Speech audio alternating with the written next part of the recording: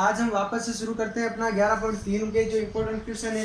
वो मैंने आपको पहले बताया था कि 11.2 के जो 3 के है ना इम्पोर्टेंट क्वेश्चन, वो आपके कौन से, एक तो क्वेश्चन नंबर 9 है, एक क्वेश्चन नंबर 12 है और एक इससे जस्ट आगे उदाहरण है 9, वो भी इम्पोर्टेंट है। तो आज हम ये सब करेंगे। 11.4 का करेंगे, 5वां और 6वां क्वेश्चन पर में करेंगे, ठीक है ना, एग्जाम्पल करेंगे। तो बहुत सारे क्वेश्चन है जो आज हम करने वाले हैं। तो चलो फिर शुरू करते हैं। तो पहले जो मैं आपको बताता हूँ ना, वो बताता हूँ मैं क्वेश्चन नंबर 9। अब क्वेश्चन नंबर 9 देखो, आपको जब 11.1 शुरू हुई थी ना, तब हमने वो खाली जगह थी। 11.2 आया तब बीपीटी पर में था, ठीक है ना, कि अगर आप ऐसे ट्राइंगल होता है और ट्राइंगल में यहाँ ए, फिर ये बी, फिर सी और फिर यहाँ पे डी और ई, अगर ये समांतर हो तो इसके नीचे ये, इसके नीचे ये लेते हैं।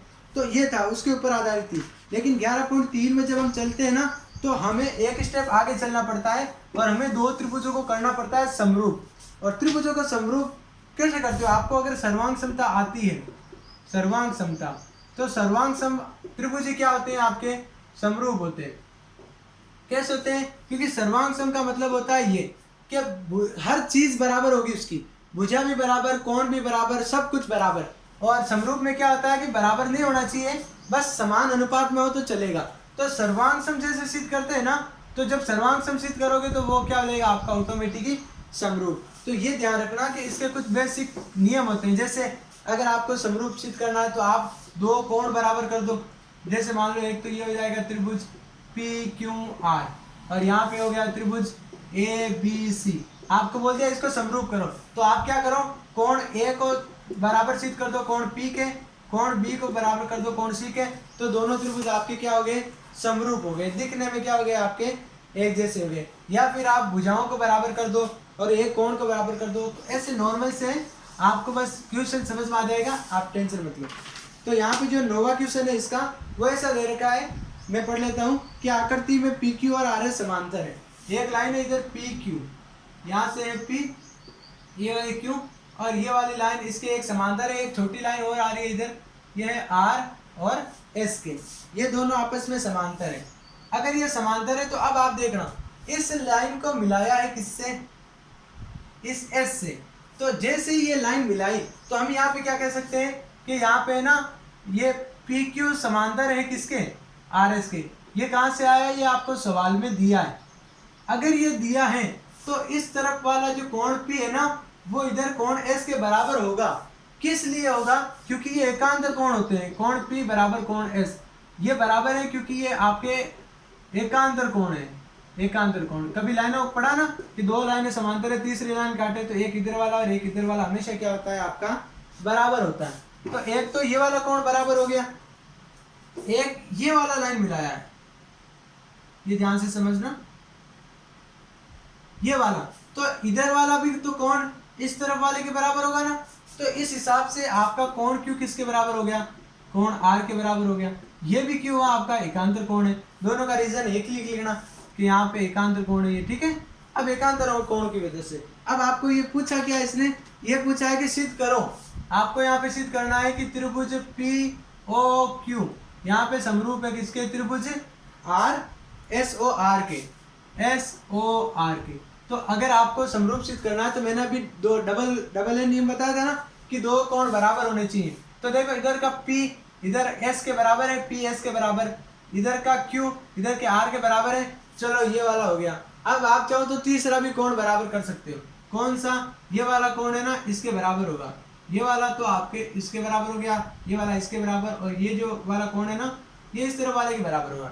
जब भी दो लाइनें से काटती है तो ये वाला कोण इसके बराबर, ये वाला कोण इसके बराबर। इनको बोलते हैं शीर्षाभिमुख कोण, शीर्षाभिमुख कोण। तो आप ऐसे लिख सकते हो कि ये वाला जो पॉइंट A है ना, इसका कोण नंबर 1 इसके कोण नंबर 2 के बराबर है।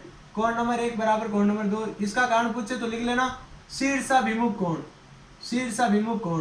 तो आप यहाँ डबल ए भी नियम लगा सकते हो। ये वाला नहीं लिखो तो भी चलेगा, तो डबल ए नियम से मैंने अभी कहा था ना कि दो कोण बराबर होते हैं, दोनों त्रिभुज समरूप। तो यहाँ पे ये वाले दोनों त्रिभुज के, त्रिभुज POQ ये समरूप हो जाएगा किसके? त्रिभुज SOR के। कंडीशन ध्यान रखना, पहला पहले के बराबर होना चाहिए, दूसरा दूसरे के बराबर होना चाहिए, तीसरा तीसरे के बराबर होना चाहिए। तो आप ये ध्यान रखना, ये तो आपको सिद्ध करना है। अब आप यहाँ से लिख लेना कि त्रिभुज POQ वे त्रिभुज POR में, SOR में, ठीक है ना। यहाँ पे ये वाला लिखना है। जो त्रिभुज सर्वांश करना है उनको पहले नाम लिख दो, पहला दूसरे के बराबर लिख दो, पहला पहले के बराबर, दूसरा दूसरे के बराबर।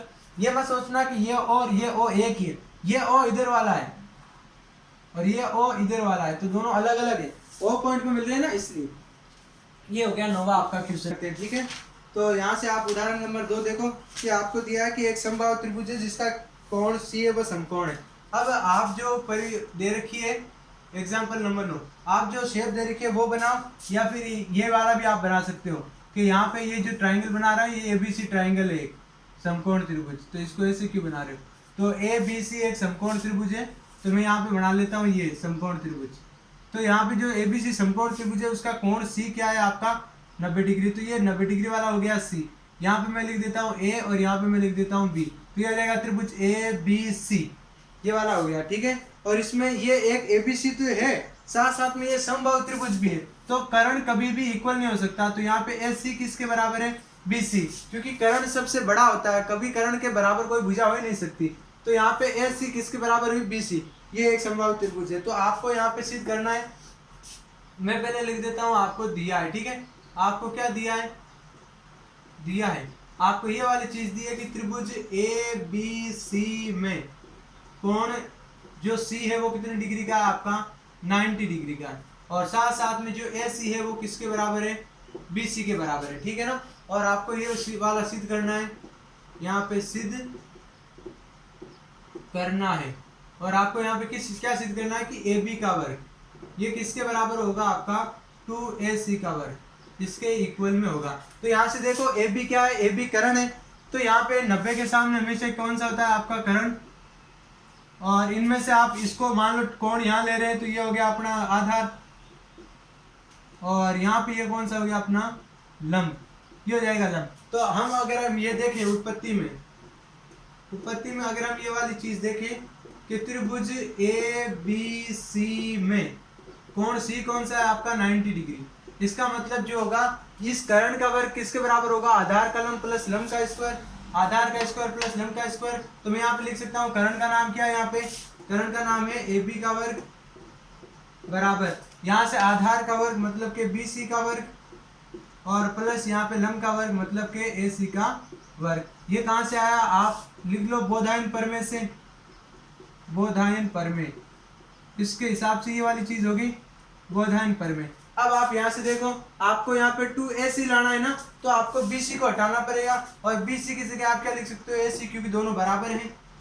इसका मतलब AB का स्क्वायर बराबर BC की जगह हम क्या लिखेंगे AC, इस AC का वर्ग प्लस यहाँ पे AC तो है, तो AC का वर्ग और AC का वर्ग कितनी बार हो गया, 2 बार, तो यहाँ पे AB का वर्ग किसके बराबर हो गया, 2 बार AC का वर्ग, और ये यहाँ से क्या हो गया आपका हेंस प्रूव्ड, ठीक है ना, हेंस प्रूव्ड। तो ये वाली चीज है, ये हो गया आपका उदाहरण नंबर 9। उसके बाद हम आगे चलते हैं और 11.4 के प्रश्न है वो करते हैं, ठीक है। तो 11.4 में आप गौर से देखना, यहाँ पे इसका जो इम्पोर्टेंट क्वेश्चन है, एक तो है 5वां और एक है 6ठा। तो पहले मैं 5वां क्वेश्चन बता देता हूँ आपको, ठीक है ना। आपको बहुत तो पता ही होगी, 5वें प्रश्न में जाने से पहले इसकी बेसिक बताता हूँ आपको, ताकि आराम से समझ में आए। देखो दो समरूप त्रिभुज है, अगर मैंने ऐसा लिखा त्रिभुज ABC, ये वाला समरूप हो गया त्रिभुज PQR के, तो आप क्या कह सकते हो कि इनका जो एरिया होगा, मतलब कि इनका जो क्षेत्रफल होगा वो ऐसा होता है कि मान लो इसका एरिया मैं ले रहा हूँ एरिया ऑफ ट्राइंगल ABC, और इसके नीचे मैं लेता हूँ एरिया ऑफ ट्राइंगल PQR।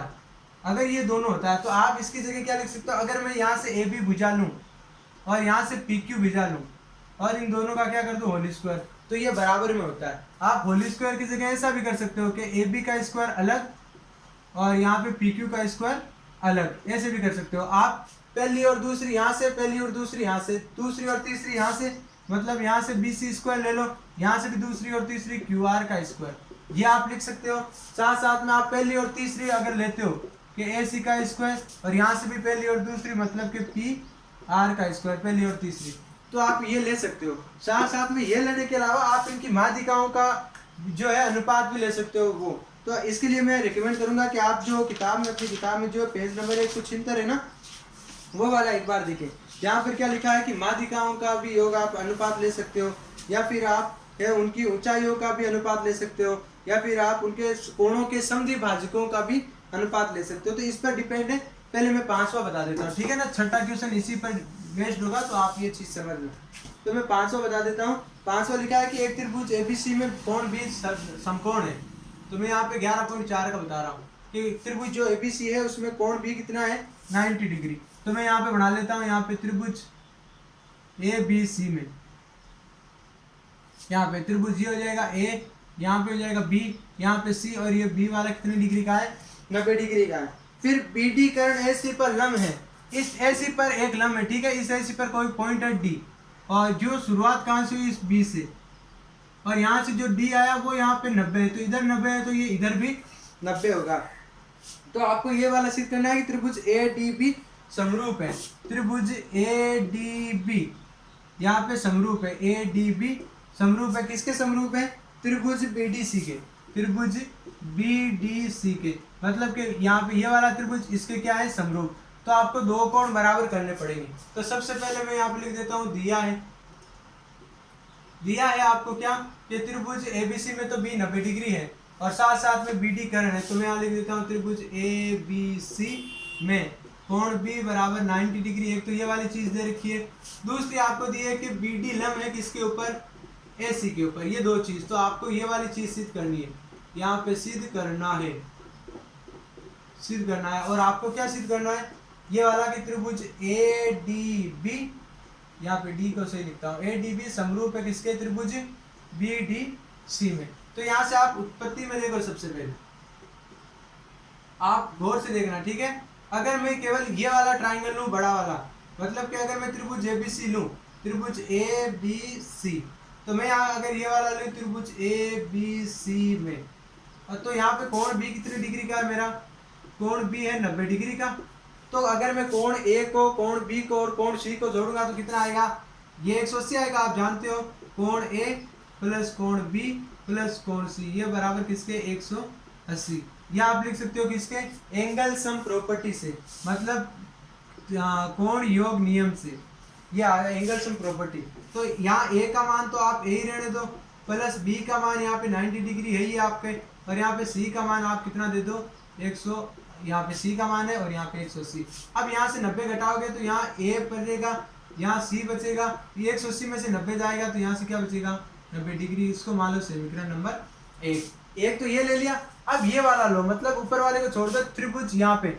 अब इस त्रिभुज में मैं इस कोण को मान लेता हूँ, केवल ये जो कोण है ना इतना सा, इसको मान लेता हूँ कोण नंबर 1। ये वाला 90 डिग्री है ये वैसे, और ये वाला सी आपका सी है। तो मैं अगर यहाँ पे देखो इसी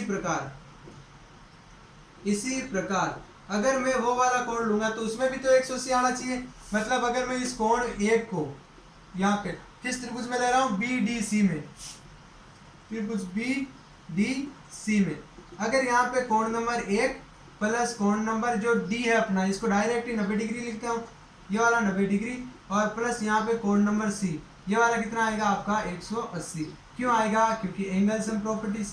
तो यहाँ से कोण नंबर 1 और कोण नंबर सी को जोड़ोगे तो भी कितना आएगा, 90 डिग्री, ठीक है ना। तो यहाँ से देखो ये वाला 90, क्योंकि इधर जाके माइनस हो गया, ये हो गया समीकरण नंबर 2। तो समीकरण 1 और 2 में अगर आप गौर से देखोगे तो ए और सी को जोड़ने पर 90, 1 और सी को जोड़ने पर 90, तो 90 की जगह 90 है, सी की जगह सी है, तो इसका मतलब 1 किसके बराबर हुआ, 1 के, क्योंकि सी में ए जोड़ने पर 90 आ रहा है और सी में 1 जोड़ने पर भी 90 आ रहा है, तो इसका मतलब ये बराबर हो जाएगा। तो मैं यहाँ से कह सकता हूँ समीकरण 1 व 2 से, समीकरण 1 व 2 से। तो यहाँ से मेरा कोण 1 इसके बराबर हुआ, ये वाला हो गया मेरा कोण नंबर 1 के, ठीक है ना। अब मेरे को ये वाला सिद्ध करना है, तो मैं यहाँ पे ले लेता हूँ त्रिभुज ए डी सी, और यहाँ पे त्रिभुज ए डी, यहाँ पे त्रिभुज ए डी बी और बी डी सी में। तो यहाँ से अगर मैं देखूँ तो यहाँ का जो इस त्रिभुज का जो कोण नंबर ए है ऊपर वाले का, इस ए डी बी का, ए डी बी का जो कोण नंबर ए है वो किसके बराबर है, वो इसके जो इस त्रिभुज का कोण बी है, मतलब कि 1 इसके बराबर है। ये कहाँ से आया, ये हमें जो समीकरण 3 से, ये आया अपना समीकरण 3 से, समीकरण 3 से।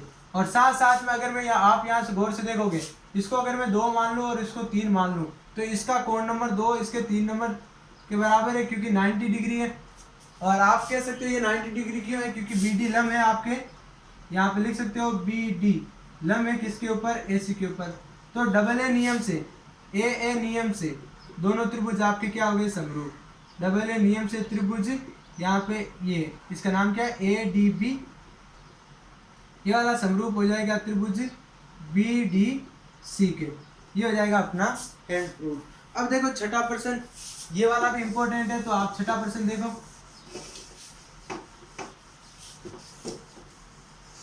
छठा प्रश्न, तो छठे प्रश्न में जब आप देखोगे तो वहां आपको क्या दे रखा है, आप पढ़ो कि एक वर्ग है, उस वर्ग के एक तो भुजा पर समबाहु त्रिभुज बनाया है और एक है वो इसकी विकर्ण पर समद्विबाहु त्रिभुज बनाया है। तो मैं यहाँ पे लिख देता हूँ ये समबाहु त्रिभुज, ठीक है ना। यहाँ पे पहले मैं बनाता हूँ वर्ग, इसको थोड़ा सा नीचे बना लेता हूँ, यहाँ पे बना लेता हूँ ये, इसका मैं नाम दे देता हूँ ए बी सी और डी। तो यहाँ पे ए बी सी डी एक वर्ग है और इसकी मैं भुजा को मान लेता हूँ ए मीटर, कि ये इसकी भुजा कितनी हुई, ए मीटर। अगर ये ए मीटर है तो क्या ये भी ए मीटर होगा क्या, ठीक है ना, ये भी ए मीटर होगा। तो मैं इसकी भुजा बी सी पर क्या बना लेता हूँ, एक बना लेता हूँ समबाहु त्रिभुज। समबाहु त्रिभुज मतलब जिसकी तीनों भुजाएं बराबर हो। तो इस त्रिभुज की एक भुजा ये है, एक भुजा ये है, एक भुजा ये है, तो इस त्रिभुज की ये भी ए मीटर होगी और ये भी अपना ए मीटर ही होगा, ठीक है। और अब मैं इसके विकर्ण पर बना लेता हूँ एक और समबाहु त्रिभुज, लेकिन पहले इसकी विकर्ण की लंबाई ज्ञात कर लो। विकर्ण की लंबाई देखो, अगर आपको ये वाला त्रिभुज दिख रहा है, अगर आप गौर से देख रहे हो तो ये वाला त्रिभुज, इस त्रिभुज का नाम क्या है, त्रिभुज ए बी सी में ये 90 डिग्री है। अगर ये 90 डिग्री है तो इसका वर्ग और इसका वर्ग इसके वर्ग के बराबर होगा, तो ये कर्ण हो गया। तो यहाँ से हम ये निकालेंगे और इसके यहाँ पे बना लेते हैं एक क्या, समबाहु त्रिभुज, ठीक है ना। तो मैं यहाँ से लिख लेता हूँ कि मुझे यहाँ पे ये वाला दिया है क्या दिया है कि त्रिभुज यहाँ पे ए बी सी डी एक वर्ग है, जिसकी BC भुजा पर समबाहु त्रिभुज और इसका नाम क्या है, BC, और मैं यहाँ पे ले लेता हूँ E, समबाहु त्रिभुज BCE। और इसके विकर्ण पर क्या बना है, विकर्ण पर तथा विकर्ण, और इसके विकर्ण का नाम क्या है, विकर्ण का नाम है AC पर समबाहु त्रिभुज और इसका नाम क्या है, ACE। तो यहाँ हो गया और F लिख देता हूं मैं यहाँ, ACF बना है। यह आपको इतनी चीज दे रखी है और आपको ये वाला सिद्ध करना है, यहाँ पे सिद्ध करना है। आपको क्या सिद्ध करना है कि इस त्रिभुज का जो क्षेत्रफल होता है वो हमेशा इसका आधा होता है, भुजा पर बनने वाला आधा होता है विकर्ण पर बनने वाले से। मतलब आपको ये वाला सिद्ध करना है कि एरिया ऑफ ट्राइंगल BCE, और यहाँ पे एरिया ऑफ ट्राइंगल, यहाँ पे एरिया ऑफ ट्राइंगल आप 1/2 भी लिख सकते हो। मतलब अगर ऐसा लिखोगे ना, एरिया ऑफ ट्राइंगल ACF, ये आपका ये तो होता है 1, तो ये हमेशा होगा 2। तो मैं इसको भेज देता हूँ किधर, इधर, और तो ये आ जाएगा गुणा में एरिया ऑफ ट्राइंगल AC और यहाँ पे F, ऐसे आ गया। तो ये आपको सिद्ध करना है। तो पहले देखो, अगर सिद्ध करना है ना तो इन दोनों को आपको समरूप सिद्ध करना पड़ेगा, और समरूप सिद्ध करने के लिए आपको लिखना क्या, उत्पत्ति में बस ये लिखना है आपको कि त्रिभुज BCE समरूप है किसके, त्रिभुज ACF के। ये समरूप त्रिभुज क्यों है, ये समरूप क्यों है दोनों, क्योंकि ये समबाहु त्रिभुज है और समबाहु त्रिभुज हमेशा ही समरूप होते हैं। सब बेसिक में बताया था ना आपको, क्योंकि ये समबाहु त्रिभुज है और समबाहु त्रिभुज हमेशा ही क्या होते हैं, समरूप। अब इसका मतलब क्या होगा कि अगर मैंने आपको जो बेसिक बताया था, अगर मैं एरिया BCE के नीचे यहाँ से क्या ले लूँ, एरिया ले लूँ अपना ACF, तो ये हमेशा किसके बराबर आएगा, यहाँ से BC का वर्ग और यहाँ से आ जाएगा, यहाँ से पहला और दूसरा, तो यहाँ पे पहला और दूसरा AC का वर्ग। तो मुझे यहाँ से AC ज्ञात करना पड़ेगा, इसको मैं मान लेता हूँ समीकरण नंबर 1। तो यहाँ से देखो BC की जगह तो आप क्या लिख सकते हो, BC का वर्ग मतलब A का स्क्वायर। अब AC का वर्ग ज्ञात करना है, तो इसके लिए मैं यहाँ से लूंगा त्रिभुज ABC में, और यहाँ से कोण B कितना डिग्री है आपके, ये 90 डिग्री है। अगर ये 90 डिग्री है तो इसका मतलब ये हो गया कर्ण, तो कर्ण का वर्ग हमेशा आधार का वर्ग और लंब के वर्ग के बराबर होता है। तो यहाँ पे AC का वर्ग किसके बराबर होगा, इस त्रिभुज का आधार, आधार मतलब A का वर्ग प्लस ये लंब, ये भी कितना है आपका A का वर्ग। तो ये यहाँ से हो जाएगा AC का वर्ग किसके बराबर, ये हो जाएगा अपने पास AC का वर्ग हो जाएगा 2A के वर्ग के बराबर। और यहाँ से BC और BC का आपको तो पता है BC कितना है, तो मैं यहाँ पे लिख लेता हूँ। तो यहाँ पे BC का वर्ग लिखो, इसको मान लो समीकरण नंबर 2, समीकरण 1 और 2 से, समीकरण 1 व 2 से, 1 व 2 से।